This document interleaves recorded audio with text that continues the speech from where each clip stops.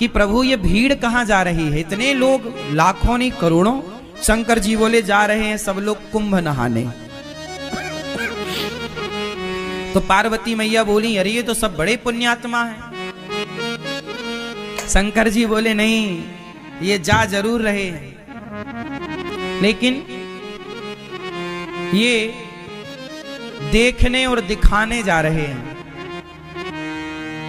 चलो देख आवे कितना बड़ा मेला भरा है, और दिखाने के जी हम भी गए थे, तुम तो गए नहीं। तो ये देखने और दिखाने जा रहे हैं।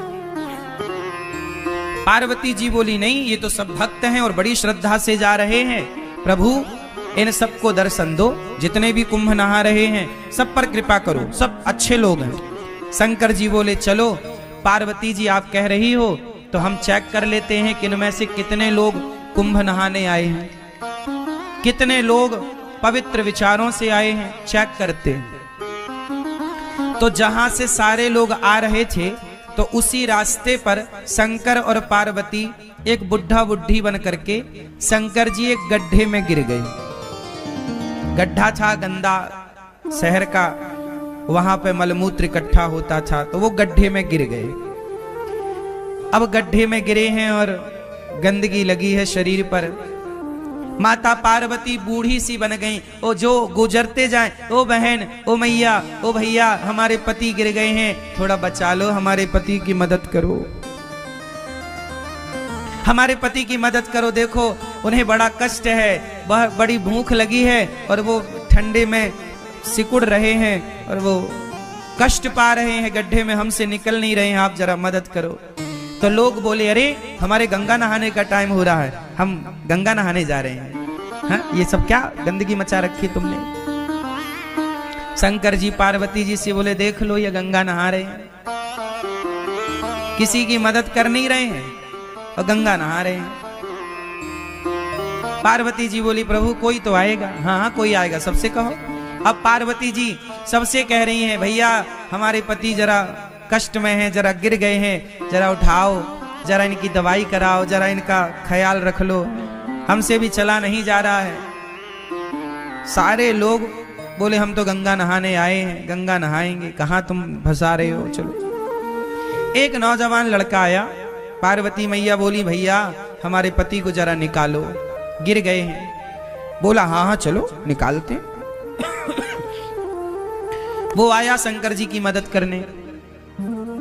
शंकर जी की जब मदद करने आया तो शंकर जी बोले भैया यदि तुम हमें निकालने के लिए इस गड्ढे में आओगे तो हम तो निकल जाएंगे, पर तुम फंस जाओगे। तो वो नौजवान बोला अच्छा हम फंस जाएंगे। हाँ फंस जाओगे। तो बोला अच्छा एक काम करो, पर तुम ही फंसे रहो, हम जा रहे हैं। वो नौजवान वहां से चला गया। कौन फंसे? पार्वती जी देखती रही, कोई नहीं आया। आखिरी में कोई एक सज्जन आए, एक सदगृहस्थ आए, पति पत्नी। जब पति पत्नी आए तो उनसे कहा पार्वती मैया ने कि मेरे पति फंसे पड़े हैं दलदल में, जरा बचाओ। वो गृहस्थ पति बोला, पुरुष बोला कि जी अभी मैं बचाता हूं। शंकर जी बोले कि यदि तुम यहां हमें बचाने आओगे तुम फंस जाओगे। तब उस आदमी ने कहा कि महाराज मैं भले फंस जाऊं, मुझे भले कष्ट हो, पर आपको कष्ट ना हो। मैं फंसूं तो फंसूं, आप ना फंसे, मैं कष्ट उठाऊं तो उठाऊं, आप ना उठाएं। ये कहकर के वो आदमी उस गड्ढे में कूदा, शंकर जी को कंधे पर बिठाया, जोर लगाया, उठाया, बाहर किया। और जब बाहर किया तो शंकर जी ने भी उसे बाहर किया। और जब बाहर किया तो भगवान शिव ने पार्वती जी से कहा देखो इस पूरे कुंभ में केवल ये आदमी कुंभ नहाने आया है, ये परिवार कुंभ नहाने आया। हम लोग किसी की मदद नहीं कर रहे हैं, किसी की हेल्प नहीं कर रहे हैं। किसी की मदद करना यही तो सबसे बड़ा स्नान है।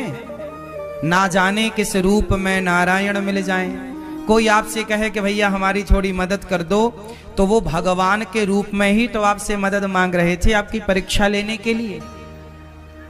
इसलिए ये बात केवल मैं कुंभ के लिए नहीं बोल रहा हूं, कहीं भी जाओ, घर पे भी रहो, गांव में भी रहो, गली में भी रहो, अपने शहर में भी रहो, तो सबकी मदद करो। शंकर जी बोले कि तुम फंस जाओगे इस गड्ढे में, बोले फंस जाऊं, कोई बात नहीं। जो स्वयं दुखी होकर औरों का दुख दूर करता है वही सबसे बड़ा भक्त है। शंकर जी ने कहा तुम थोड़ी दुखी होगे, शंकर जी ने उसे दर्शन दिया। और दर्शन क्या दिया, शंकर पार्वती उसे अपने साथ ले गए, चलो वहीं आनंद से रहना। तो ये है दर्शन। अब हम लोग क्या करते हैं, कहीं भोजन बट रहा है, प्रसाद बट रहा है, तो हम स्वयं आगे होकर के अपना लेते हैं और दूसरे की थाली में धक्का लगे तो लगे, उसका गिरे तो गिरे, हमें मिलना चाहिए। मोर पेट हाहू मैं ना देहो काहू। आदमी ये नहीं चाह रहा है कि पहले तुम ले लो, नहीं नहीं, पहले हम। और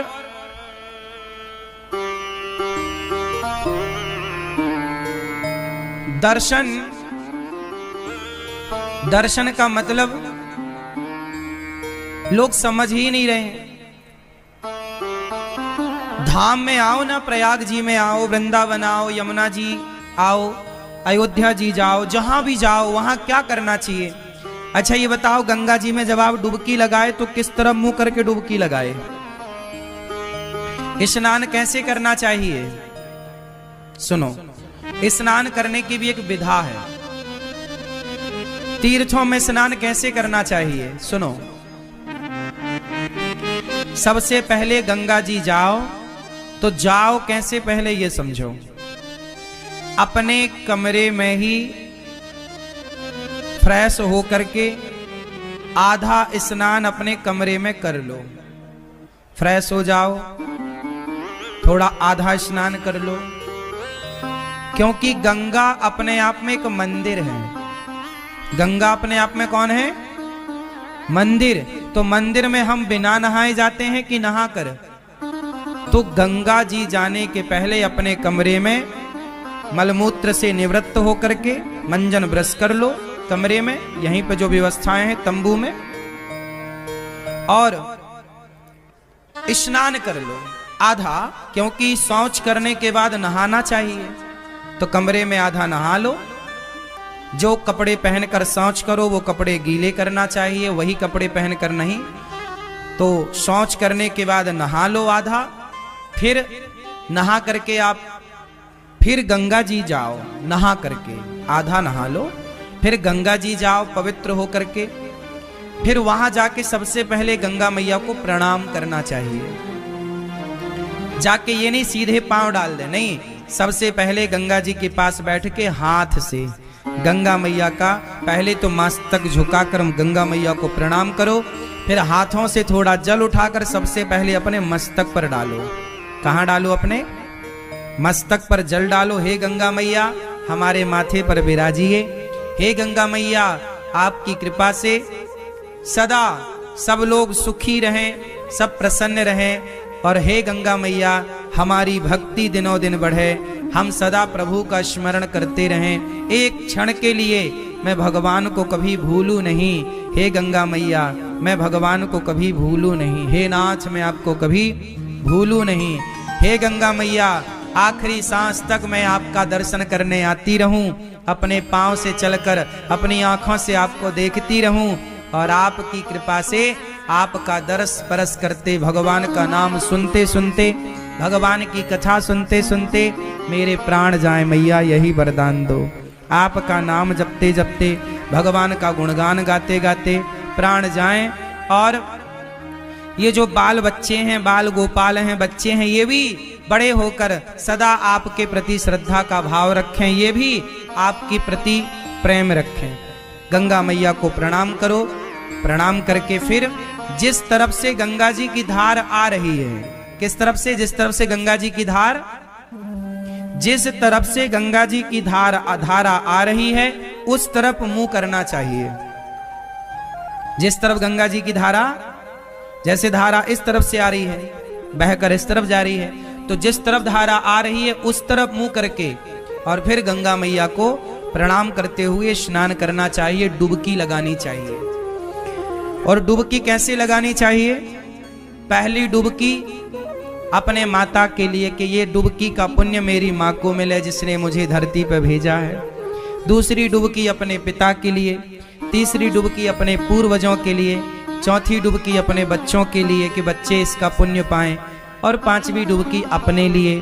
और ये दास अनिरुद्ध तो जब गंगा जी नहाने जाते हैं ना, तो हम केवल माता पिता और पूर्वजों की नहीं, कथा सुनने जितने भक्त आते हैं, जितने शिष्य हैं, जितने भक्त सुनते हैं कथा, हम सबके नाम की डुबकी लगा लेते हैं। प्रभु ये हमारे सभी भक्तों को इस पुण्य का लाभ मिले, और गंगा मैया जो नहीं आ पाए उन भक्तों की भी एक डुबकी ये दास अनिरुद्ध लगा लेता है कि जो भक्त गौरी गोपाल से जुड़े, जो रामानुज परिवार से जुड़े हैं, जो श्री संप्रदाय से जुड़े हैं, जो जाने अनजाने में टीवी पर भी भागवत सुन लेते हैं, यूट्यूब पर भी भागवत सुनते हैं, जो गौरी गोपाल भगवान के प्रति थोड़ी सी भी आस्था रखते हैं, उन सबके लिए ये दास अनिरुद्ध डुबकी लगाता है। और जो लोग दास अनिरुद्ध को गाली देते हैं, उल्टा सीधा कहते हैं, उनके नाम की भी एक डुबकी लगा लेते हैं कि उनको भी भगवान सद्बुद्धि दें। गंगा मैया उनका भी पुण्य बढ़ाएं, उनकी भी शक्ति बढ़ाएं ताकि वो सदा गाली देते रहें।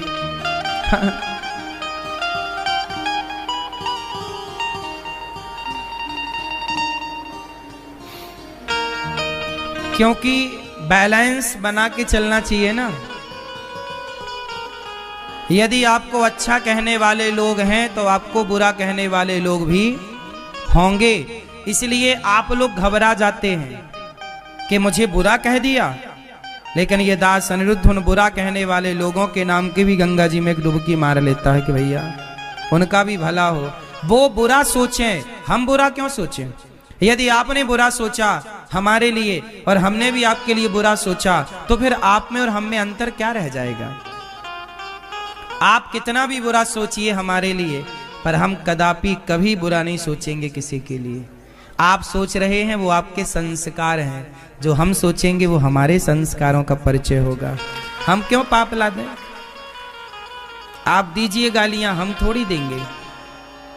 आप अपना स्वभाव का परिचय दे रहे हैं, हम अपने स्वभाव का परिचय दे रहे हैं। जो व्यक्ति स्वप्न में भी, सपने में भी किसी का बुरा नहीं सोचता ना मेरी माँ, तुम दिल के साफ बनो बस यहाँ से। जिस दिन तुम यहाँ से सच्चे हो जाओगे ना, दुनिया साथ दे ना दे, भगवान साथ देते हैं मेरी माँ।